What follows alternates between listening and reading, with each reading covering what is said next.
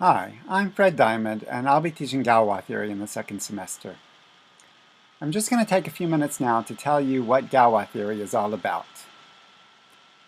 In a nutshell, it's about symmetries of solutions of polynomial equations.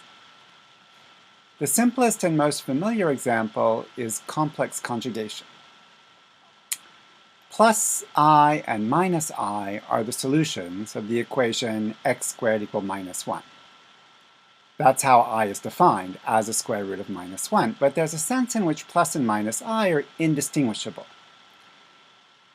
If some mischievous mathematician went and secretly, simultaneously swapped all the plus i's and minus i's in the universe, things would still work exactly the same as always.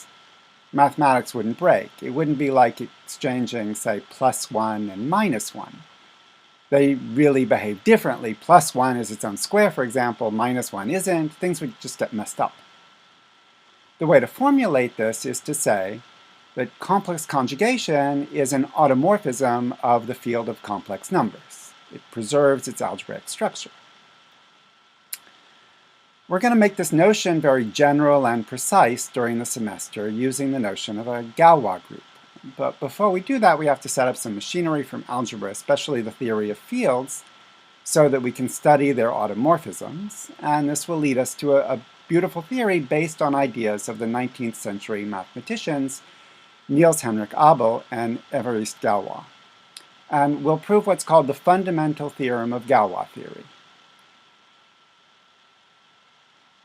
or the Galois correspondence, as it's sometimes known. This theory has been very influential and useful in mathematics, especially in number theory. For example, Galois theory was a major ingredient in the proof of Fermat's last theorem. The proof of Fermat's last theorem involves a lot of other ingredients too, of course, that are way beyond the scope of the module, so we won't be doing that. What we'll do next semester instead is prove what was the first big application of Galois theory, namely the insolvability of the general quintic. So what's that all about? Well, you all know the quadratic formula. The roots of ax squared plus bx plus c equals 0 are given by this equation, x equals minus b plus or minus the square root of b squared minus 4ac, all divided by 2a. So this means there's a general algebraic formula for the roots of a polynomial of degree 2. This formula completely determines the roots in terms of the coefficients of the polynomial, just using algebraic operations, meaning addition, subtraction, multiplication, division, and also taking nth roots, in this case square roots. You might also know that there's a cubic formula, which is more complicated, but still gives all the roots in terms of the coefficients of the polynomial, now allowing cube roots, of course. Similarly, there's a quartic formula, which is even more complicated, but it turns out there's no quintic formula. We'll make this precise, of course. We'll say exactly what it means using the notion of solvability by radicals, and we'll prove that polynomials up to degree 4 are solvable in this sense, but polynomials of degree 5 and higher aren't. So for more details, you can find the lecture notes I've been using the past few years on the KEATS page, but let me also now give you a very quick outline of the module. First, we'll review basic notions from ring theory, especially polynomial rings. We'll do this very quickly. It should all be familiar, especially now that rings in modules is a prerequisite. Then we'll study field extensions and their basic properties, like notions of algebraicity and degree.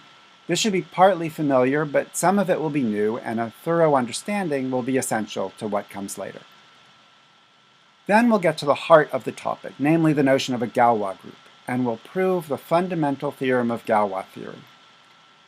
It's an abstract statement describing a correspondence between certain groups and certain fields, but more concretely, it gives you a way of using the structure that you get from group theory to study solutions of polynomials.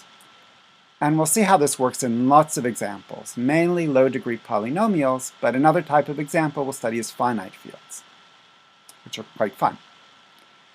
Finally, we'll discuss the application I was describing. We'll make this notion of solvability by radicals precise, and we'll use Galois theory to see why there's no general algebraic solution for polynomials of degree 5 and higher.